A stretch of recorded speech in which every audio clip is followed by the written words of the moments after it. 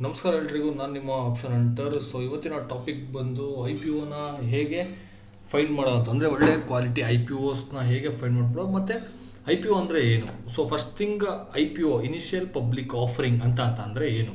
So I P ಒ ಅಂತಂದರೆ ಅದರ full form ಬಂದು initial public offering is the process where a private company sells its share to the public for the first time.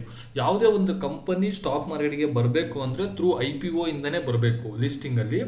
So ಆ ಒಂದು ಪ್ರೊಸೆಸ್ಗೆ ಏನಂತ ಕರೀತಾರೆ, I P O ಅಂತ ಕರೀತಾರೆ, initial public offering. ಫಸ್ಟಿಗೆ ಪಬ್ಲಿಕ್ಸ್ಗೆ ಆಫರ್ ಮಾಡ್ತಾ ಹೋಗ್ತಾರೆ, ನಮ್ಮ ಶೇರ್ ನಾವು ಈ ಪ್ರೈಸ್ಗೆ ಸೆಲ್ ಮಾಡ್ತಾ ಇದ್ದೀವಿ ಅಂತ. ಬಟ್ ಇಲ್ಲಿ ಡಿಫ್ರೆನ್ಸ್ ಸೆಕೆಂಡರಿ ಮಾರ್ಕೆಟ್ಗೂ ಮತ್ತು ಪ್ರೈಮರಿ ಮಾರ್ಕೆಟ್ಗೂ ಡಿಫ್ರೆನ್ಸ್ ಏನು ಅಂತ ಅಂದರೆ, ಐ ಪಿ ಒದಲ್ಲಿ ನೀವು ಶೇರ್ಸ್ ತೊಗೊಳ್ಳೋದಕ್ಕೂ ಮತ್ತು ಆಲ್ರೆಡಿ ಲಿಸ್ಟೆಡ್ ಇರ್ತಕ್ಕಂಥ ಕಂಪ್ನೀಸಲ್ಲಿ ಶೇರ್ ತೊಗೊಳ್ಳೋದಕ್ಕೂ ಏನು ಡಿಫ್ರೆನ್ಸ್ ಅಂತ ಅಂದರೆ, ಐ ಪಿ ಒದಲ್ಲಿ ನೀವು ಲಾಟ್ ಸೈಜಲ್ಲೇ ತೊಗೋಬೇಕು. ಒಂದು ಶೇರ್ ತೊಗೊಳ್ತೀನಿ, 2 ಶೇರ್ ತೊಗೊಳ್ತೀನಿ ಅನ್ನೋ ಒಂದು ಬರಲ್ಲ. ಸೊ ಕಂಪನಿ ಒಂದು ಲಾಟ್ನ ಅಂದರೆ ಒಂದು ಬಲ್ಕ್ ಆಫ್ ಶೇರ್ಸ್ನ ನಿಮಗಲ್ಲಿ ರೆಡಿ ಮಾಡಿರುತ್ತೆ. ಇವಾಗ ಆ ಬಲ್ಕಲ್ಲಿ ಆ ಒಂದು ಬಂಚಲ್ಲಿ ಎಷ್ಟಿರುತ್ತೆ ಸ್ಟಾಕ್ಸ್, ಒಂದು 25 ಇರ್ಬೋದು, 30 ಇರ್ಬೋದು. ಸೊ ಆ ಒಂದು ಇದರಲ್ಲಿ ನೀವು ತೊಗೋಬೇಕಾಗತ್ತೆ, ಯಾವುದು ಬಂಚಲ್ಲಿ. ಸೊ ಒಂದು ಲಾಟ್ ಸೈಜಲ್ಲಿ ನೀವು ತೊಗೋಬೇಕು. ಸೊ ಯಾವುದೇ ಒಂದು ಸಿಂಗಲ್ ಶೇರ್ನ ಇಲ್ಲಿ ಬೈ ಮಾಡಲಿಕ್ಕಾಗಲ್ಲ. ಬಟ್ ಸ್ಟಾಕ್ ಮಾರ್ಕೆಟಲ್ಲಿ ಲಿಸ್ಟ್ ಆಗಿರ್ತಕ್ಕಂಥ already listed companies, existing companies ಏನಿರುತ್ತಲ್ವ, ಸೊ ಆ ಕಂಪ್ನಿಯಲ್ಲಿ ನೀವು ಬೇಕಾದ್ರೆ 1-2 ಶೇರ್ಸ್ಗಳನ್ನ ನೀವು ಬೇಕಾದರೆ ತೊಗೋಬೋದು. ಓಕೆ, ಸೊ ಇದು. ಸೊ ಫಸ್ಟ್ ಥಿಂಗ್ ಏನು, ಐ ಪಿ ಒ ಅಂತ ಅಂದರೆ ಯಾವ ಕಂಪನಿ ಇನ್ನೂ ಸ್ಟಾಕ್ ಮಾರ್ಕೆಟ್ಗೆ ಲಿಸ್ಟ್ ಆಗಿಲ್ವೋ ಆ ಕಂಪನಿನ ನಾವು ಸ್ಟಾಕ್ ಮಾರ್ಕೆಟ್ಗೆ ತರಲಿಕ್ಕೆ ಐ ಪಿ ಒ ಅಂತ ನಾವು ಕರಿತಾ ಹೋಗ್ತೀವಿ. ಸೊ ಇದರಲ್ಲಿ ನಾವು ಲಾಟ್ ಸೈಜಲ್ಲೇ ಬೈ ಮಾಡಬೇಕೆ ಹೊರತು ಸಿಂಗಲ್ ಶೇರ್ಸ್ನ ಬೈ ಮಾಡಲಿಕ್ಕೆ ಆಗಲ್ಲ. ಓಕೆ, ಅರ್ಥ ಆಗಿದೆ ಅಂತ ಅಂದ್ಕೊಳ್ಳಿ. ದೆನ್ ಇವಾಗ ಯಾವ್ಯಾವ ಕಂಪನಿ ಸ್ಟಾಕ್ ಮಾರ್ಕೆಟಿಗೆ ಲಿಸ್ಟ್ ಆಗ್ತಾ ಇದೆ, ಯಾವ ಡೇಟಲ್ಲಿ ಲಿಸ್ಟ್ ಆಗ್ತಾಯಿದೆ, ಹಾಗಾದ್ರೆ ನಾನು ಬರೋಂಥ ಕಂಪನೀಸ್ ಅಷ್ಟನ್ನು ನಾನು ಹಾಗಾದರೆ ಇದನ್ನು ಮಾಡ್ಬೋದಾ, ಅಪ್ಲೈ ಮಾಡ್ಬೋದಾ. ಸೊ ಅದನ್ನ ನೋಡೋದಾದರೆ, ನಾವು ಬರ್ತಕ್ಕಂಥ ಎಲ್ಲ ಕಂಪ್ನೀಸ್ ಒಳ್ಳೆ ಕಂಪ್ನೀಸ್ ಅಂತ ನಮ್ಮ ಕೈಲಿ ಹೇಳಲಿಕ್ಕಾಗಲ್ಲ ಅಲ್ವಾ. ಸೊ ಹಾಗಾಗಿ ಯಾವ ಕಂಪನಿಯ ಸಬ್ಸ್ಕ್ರಿಪ್ಷನ್ ಜಾಸ್ತಿ ತೊಗೊಳ್ತಿದ್ದೇನೋ, ಅಂದರೆ ಜನಗಳು ಯಾವ ಕಂಪನಿಯ ಮೇಲೆ ದುಡ್ಡು ಹಾಕಲಿಕ್ಕೆ ಇಷ್ಟಪಡ್ತಾ ಇದ್ದಾರೆ, ಹಾಗೆ ಅನಾಲಿಟಿಕ್ಸ್ ಏನು ಹೇಳ್ತಾ ಇದೆ. ಸೊ ಒಂದೊಂದು ಕಂಪನಿ ಒಂದೊಂದು ಕಂಪನೀಸ್ ಅನಾಲಿಸಿಸ್ನ ಮಾಡಿ ಸೊ ಒಂದು ಡೇಟಾ ಕೊಡುತ್ತೆ, ಈ ಕಂಪನಿ ಮೇಲೆ ಇಷ್ಟು ಹಾಕ್ಬೋದು. ಜಿ ಎಮ್ ಪಿ ಅಂತ ಇರುತ್ತೆ. So what is G M P?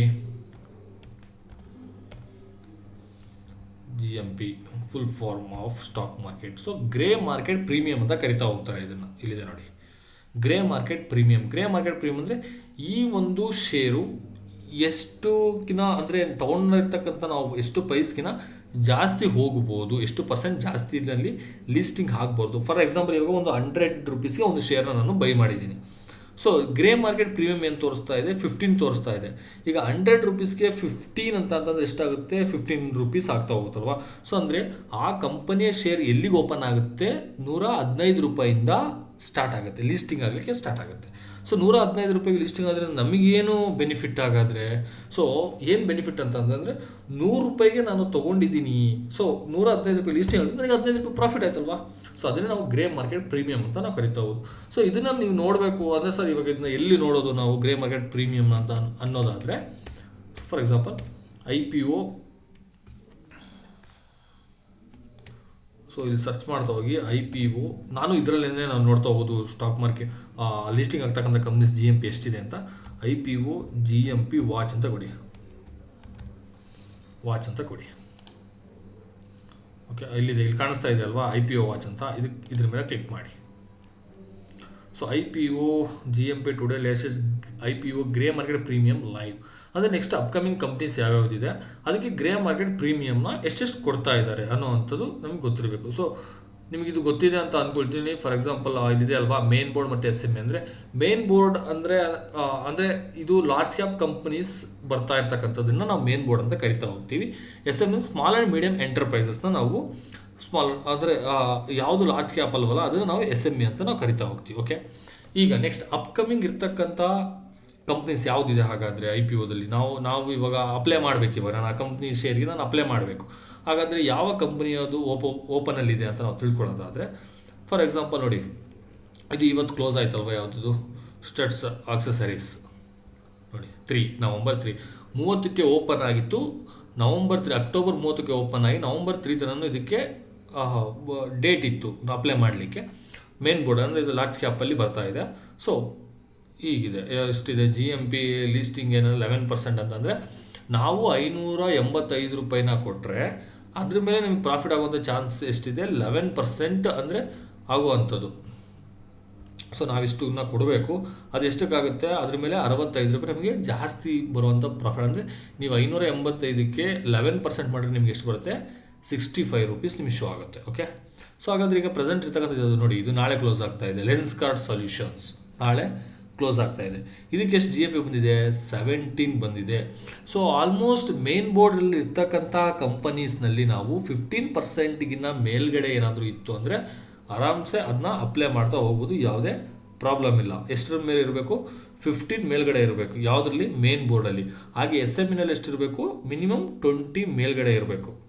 Minimum 20 ಮೇಲ್ಗಡೆ ಇದ್ದರೆ SMEಗೆ ಅಪ್ಲೈ ಮಾಡಿ, ಮಿನಿಮಮ್ 15 ಮೇಲಿದ್ದರೆ ಮೇನ್ ಬೋರ್ಡಿಗೆ ಅಪ್ಲೈ ಮಾಡಿ. ಐ ಥಿಂಕ್ ಲೆನ್ಸ್ಕಾರ್ಟ್ ಸೊಲ್ಯೂಷನ್ಸ್ ಮಾಡ್ಬೋದು. 17% ರಿಟರ್ನ್ಸ್ ಕೊಡುತ್ತೆ ನಮಗೆ ಅಂತಂದರೆ ಇಟ್ಸ್ ಗುಡ್.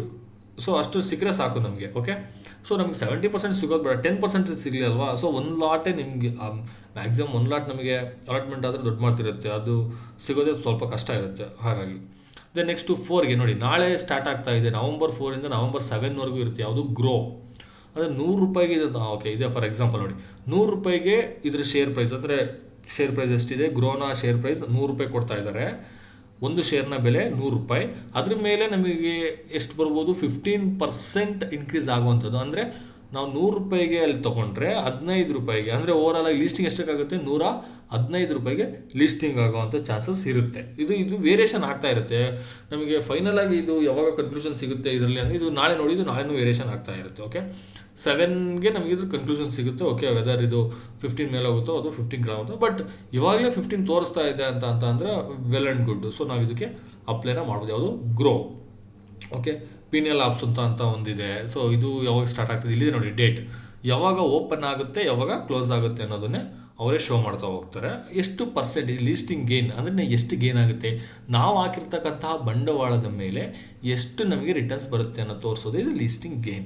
ನಾನು ಇವಾಗ ಗ್ರೋನ 100 ರೂಪಾಯಿಗೆ ನಾನು ತೊಗೊಳ್ತಾ ಇದ್ದೀನಿ, ನನಗೆ ಈ 100 ರೂಪಾಯಿ ಮೇಲೆ ಎಷ್ಟು ಪ್ರಾಫಿಟ್ ಬರುತ್ತೆ, 15% ಪ್ರಾಫಿಟ್ ಬರುತ್ತೆ. ಅಂದರೆ ಒಂದು ಶೇರ್ನಿಗೆ ಎಷ್ಟು ಸಿಗ್ತಾ ಇದೆ, 15 ರೂಪಾಯಿ ಸಿಗ್ತಾ ಇದೆ. ಹಾಗಾದರೆ ಆ ಕಂಪನಿ ಎಷ್ಟಕ್ಕೆ ಲಿಸ್ಟಿಂಗ್ ಆಗುತ್ತೆ, 115 ರೂಪಾಯಿ ಲಿಸ್ಟಿಂಗ್ ಆಗುತ್ತೆ.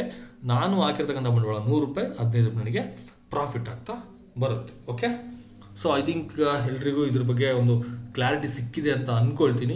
ಏನಾದರೂ ಇದ್ರ ಬಗ್ಗೆ IPO ಬಗ್ಗೆ ಇನ್ನೂ ನಿಮಗೆ ಡೌಟ್ ಇದ್ದರೆ ಕಮೆಂಟ್ ಬಾಕ್ಸಲ್ಲಿ ತಿಳಿಸ್ತಾ ಹೋಗಿ. ಸೊ ನಾನು ನಿಮಗೆ ಅದು ಏನೇ ಪ್ರಾಬ್ಲಮ್ಸ್ ಇದ್ದರೂ ನಾನು ನಿಮಗೆ ಅದನ್ನು ಸಾಲ್ವ್ ಮಾಡೋಕ್ಕೆ ಟ್ರೈ ಮಾಡ್ತೀನಿ. ಓಕೆ, ಐ ಹೋಪ್ ಇದು ಅರ್ಥ ಆಗಿದೆ ಅಂತ ಅಂದ್ಕೊಳ್ತೀನಿ. ಮತ್ತೆ ನಿಮ್ಮ ಮುಂದೆ ನೆಕ್ಸ್ಟ್ ವೀಡಿಯೋದಲ್ಲಿ ಸಿಗ್ತಾ ಹೋಗ್ತೀನಿ.